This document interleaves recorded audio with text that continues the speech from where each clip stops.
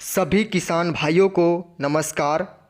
सभी किसान भाइयों से मेरा सिर्फ एक ही निवेदन है, जिस प्रकार से महाराष्ट्र की सभी प्याज मंडियों को बंद रखा गया है, ठीक उसी प्रकार मध्य प्रदेश की सारी मंडियों को भी बंद रखा जाए। क्योंकि इक्का दुक्का मंडियां अभी भी चल रही है, जैसे इंदौर मंडी हो गई जो पिछले 2 दिनों से चल रही है। तो क्या यहाँ के किसानों को जानकारी नहीं है या फिर जानबूझकर प्याज मंडी में पहुंचा रहे हैं?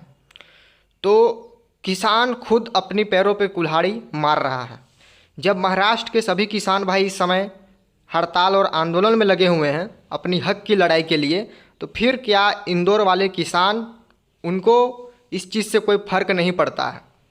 उन्होंने सोमवार को भी आवकें भरी मंडी में 40-45 हज़ार कट्टों की, कल भी लगभग 65 से 70 हज़ार कट्टों की आवक भरी। तो जितने भी हमारे इंदौर के किसान इस वीडियो को देख रहे हैं, उनसे मेरा रिक्वेस्ट है कि जब तक सरकार इस फैसले में कुछ संशोधन या फिर इस फैसले में कुछ अपना फैसला नहीं सुनाती है, तब तक प्याज लेकर मंडी में ना आए। किसान भाइयों, सोमवार को लगभग 1 से 2 रुपए की तेज़ी क्या बनी, कल आवक और बढ़ गई। यानी मैं हमेशा कहता हूँ, इंदौर के किसान भेड़ चाल चलने में काफ़ी आगे हैं, और यही भेड़ चाल किसानों के लिए काफ़ी ज़्यादा नुकसानदायक बनती है। जो भी रियलिटी होती है वो मैं बात करता हूँ, मुझे खींचतान करने की कोई आदत नहीं है। जो भी सच्चाई है वो मैं बोलूँगा। और मेरे जितने भी यूट्यूब भाई हैं, जितने भी चैनल वाले हैं, उनसे भी मैं निवेदन करना चाहूँगा, कृपया करके भाव की जानकारी का वीडियो ना बनाएं। ना ही भाव की जानकारी दें और ना ही आवक की जानकारी दें। इससे क्या होता है, जब दूसरा किसान अगर मंडी ना पहुंच रहा हो प्याज लेकर के, दूसरे दिन वो भी शुरू कर देगा, क्योंकि उसे लगेगा मंडी तो चालू है, मंडी में बिक्री भी सुचारू रूप से चल रही है, तो फिर धड़ाधड़ आवकें और भी बढ़ने लगेगी, तो मंडी भी क्रैश करेगी, किसानों को दोहरा नुकसान होगा। इसलिए सभी किसान भाइयों को एकता दिखाने की यहाँ पे ज़रूरत है।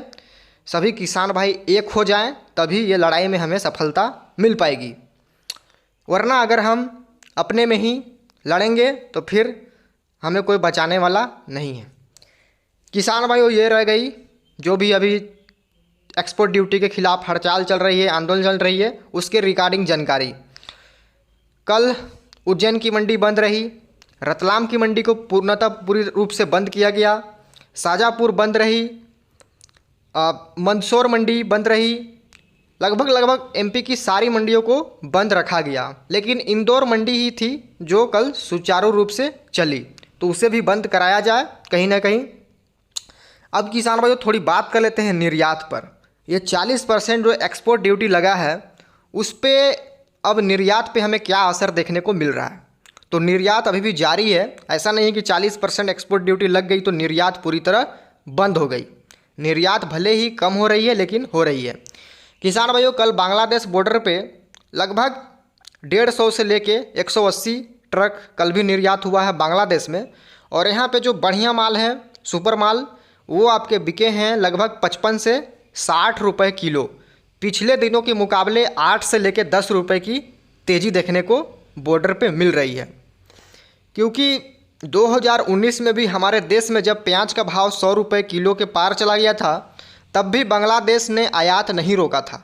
उसने लगातार हमारे देश से प्याज मांगा और हम कम ही सही लेकिन निर्यात जरूर किए हैं। क्योंकि किसान भाइयों, हमारा जो क्वालिटी है, हमारा साइज़ है प्याज का, वो दूसरे देशों के मुकाबले काफ़ी बढ़िया है, और इसका जो टेस्ट है वो भी सबसे अलग है। इसलिए डिमांड तो रहेगी, कम ही सही लेकिन रहेगी।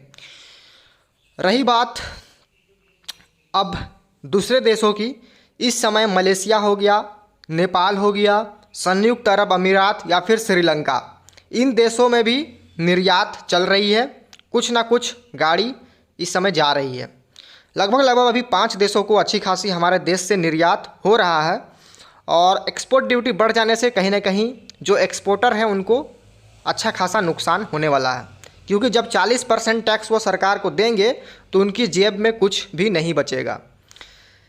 किसान भाइयों, इस समय भाव बताने का कोई मतलब नहीं है, मैं तो भाव बताऊंगा नहीं, ना ही आपको जानकारी दूंगा। बस इंदौर मंडी की जानकारी इसलिए दे रहा था ताकि इंदौर के जितने भी किसान इस वीडियो को देख रहे हैं वो मंडी में प्याज लेकर आना बंद कर दें, जिससे कि ये जो हम आंदोलन कर रहे हैं, जो हम अपनी हक की लड़ाई लड़ रहे हैं, उसमें कम से कम हमें सभी किसानों का साथ चाहिए, तभी हमें हमारे हित में फैसला हो पाएगा।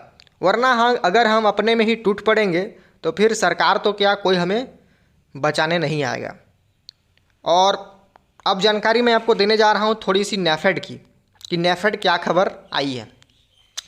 किसान भाइयों, सभी को पता है नेफेड ने पिछला जो बफर स्टॉक किया है 3 लाख मैट्रिक टन का, उसमें अब वो 2 लाख मैट्रिक टन और प्याज खरीदेगी।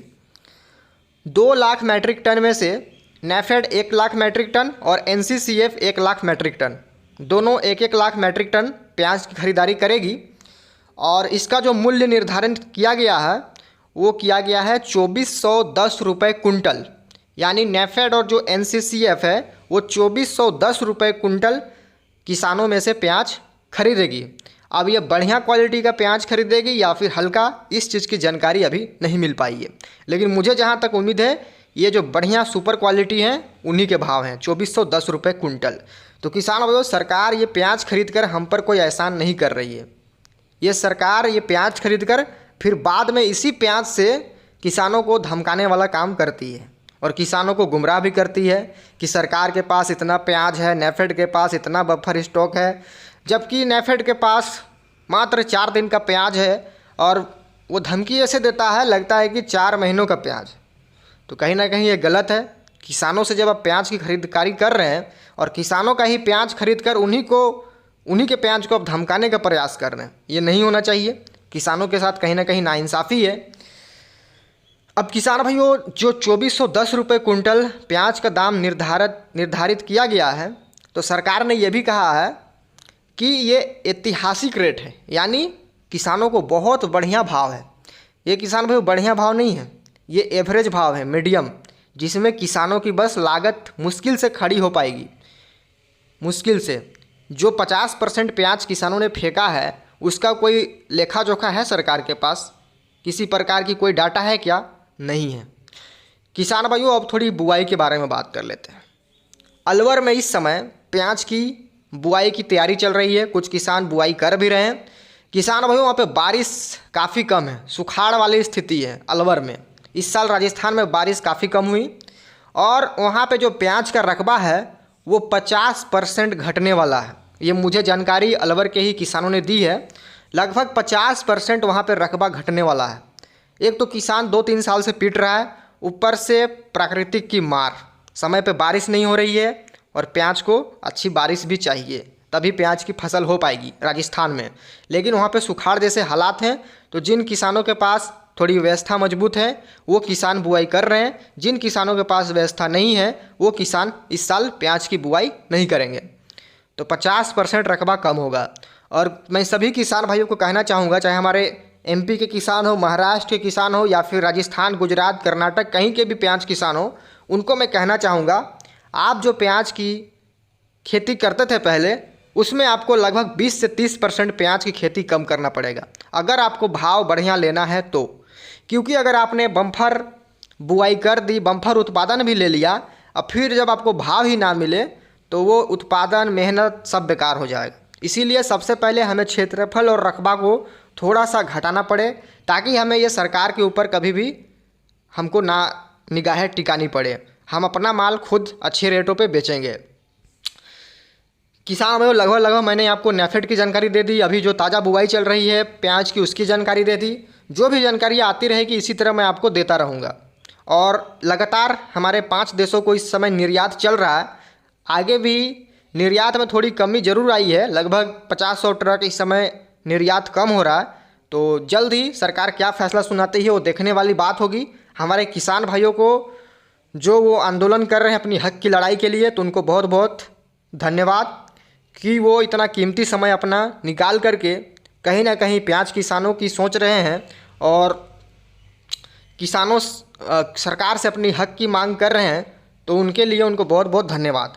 किसान भाइयों, मिलते हैं नेक्स्ट वीडियो में, तब तक के लिए जय हिंद, जय भारत, जय जवान, जय किसान, वंदे मातरम।